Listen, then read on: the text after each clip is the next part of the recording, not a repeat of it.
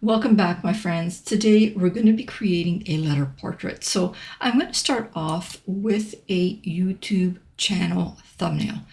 This workspace is the size of 1280 pixels by 720 pixels. And I'm really not sure what to call this, whether to call this a letter portrait or a name portrait. So what we're going to do is we're going to go over to the elements section, and I'm going to search for a photo of a woman. And since I've recently used one, this is the one that I'm going to use. Now you can use your own profile picture if you want to. That works out really well too. So now that I have this photo on my workspace, I'm going to make a copy or a duplicate of that, and I'm just going to move this to the side. Now be careful when you're moving elements around that you don't move them to this gray area around your workspace, because what will happen is it will drop into the black hole and it'll just be lost. So and you'll have to either undo or place that element back on your workspace. So now that I've got a duplicate on the side, what I'm going to do is I'm going to come over to my elements and we're going to search for some letter frames. Now, what are letter frames?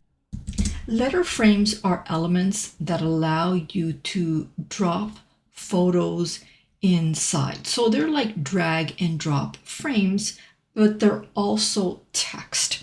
So I'm searching for an A, and here are our frames in the shape of a letter A. Today, I'm going to use this letter right here. I'm just going to move it to the side, and I'm also going to search for an N because I want to spell the word Anne. So I'll put this N on my workspace, and I'll press it again to add another one, and I'll just move this over to the side. What we're going to do now is we're going to grab all three letters, and I'm going to resize them and make them a little bit smaller, because what I want to do is I want to put them vertically down this woman's side, so on the right side. So I'm going to grab the A, I'll put that there. I'm going to grab the N, and I'm going to put that there. I'll grab the last N, and I'll put that there. And again, I just want to make sure that they are spaced evenly. So I'm going to grab all three, and what you can do is you can press on the three dots, and we can go to space evenly, and we can tidy it up to make sure that it's spaced evenly. Now, what I want to do also is just make sure that the letters start at where the head is and end at where the bottom of this photo is. So I'm just going to resize the letters a little bit, making sure that I've selected all three of those letters. And I'm going to crop up here as well, or resize it just to come down to where the head is, right about there. And I'm going to move this over just a tad bit like that. I'm going to grab this photo, and what I'm planning to do is grab this photo and put it inside of these letters. Now, before we move forward with the rest of the video, I just want to ask that if you learned anything in this tutorial, press that like button, subscribe to my channel, and turn that notification bell on, because that way when new videos come out, you get to learn something new, or you're notified of when new videos come out and you get to watch them right away. So I'm going to grab this photo on the side, and I'm going to make another 2 copies because I want to put this photo inside of these letter frames. So I'll make 2 copies, and because these frames, they're drag and drop frames, so we just drag the image over the letter and it drops right in. That's the meaning of drag and drop frames. So I'm going to do that to all three. To reposition the photo, I'm going to double click and I'm going to resize it and just try and match it to go right over the original photo like that. And I'll do the same for the second letter and the third letter as well.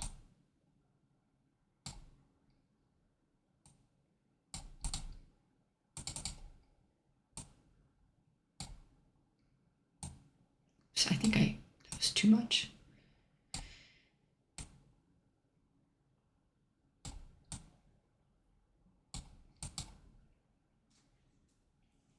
All right, now our letters are still there, but they're just a little bit more difficult to see.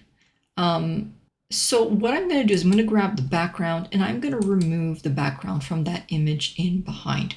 I'm going to grab this letter and we're going to put a border on it. So I'm going to come right up here to where it says strokes, and I'm going to turn the line border on like that. And you can change the weight of that border if you want to. We're going to change the color of the border to white, and I'm going to do the same. So I'm going to copy style to the N and this N at the bottom as well. I'm now going to come back over to elements and I'm going to search for a black shadow, and I'm going to go into graphics and I'm going to go to see all, and I'm going to use this shadow right here. I'm going to move it all the way to the bottom like that, and I'll just make it a little bit smaller, and I'll add another one and I'll just put it like that as well.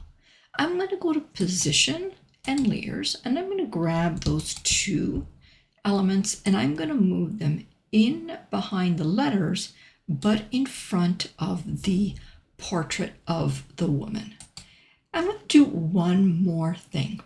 And by the way, if you wanted the letters to be thicker or taller, you could also readjust them to your preference. So you can just grab them and make them taller like that or wider like that, unlike regular text letters.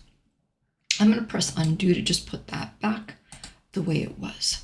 And there's one more thing that I want to do, and I want to hear from you. Like, which do you prefer better? Do you prefer better this style like this? Or I'm going to make a copy of that A, copy of the N, and a copy of this third N.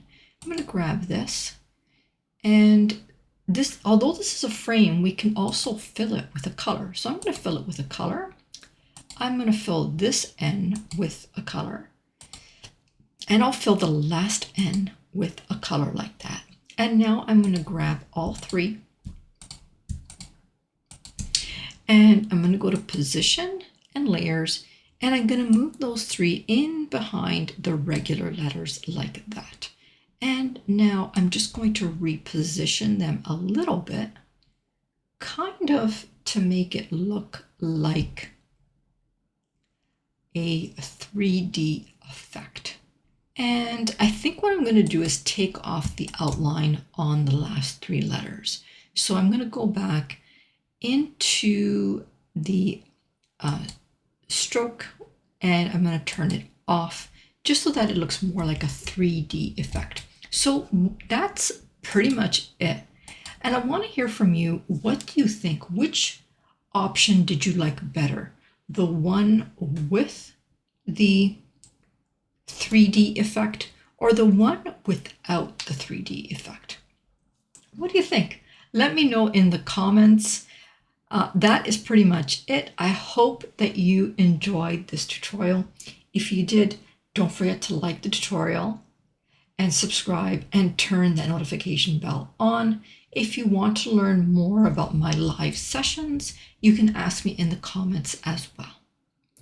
For now, my friends, I'm going to say bye-bye until next time.